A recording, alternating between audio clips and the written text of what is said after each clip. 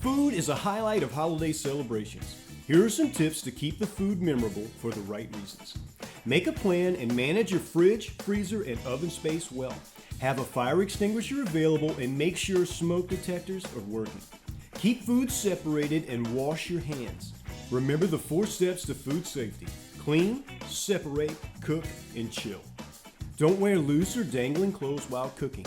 Have pot holders ready and never leave cooking unattended. When removing lids from hot pots, tilt the lid away from you. Set timers to remind you and keep pets and children away from the cooking area. Keep items that can catch fire away from hot appliances. Make sure food isn't left out longer than 2 hours, 1 hour if the temperatures are above 90 degrees. Keep extra servings in the oven above 140 degrees or in the refrigerator below 40 degrees.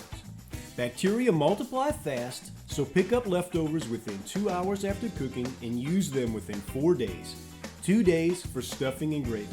This has been Zero to Safety in 60 Seconds. Remember to always aim for safety.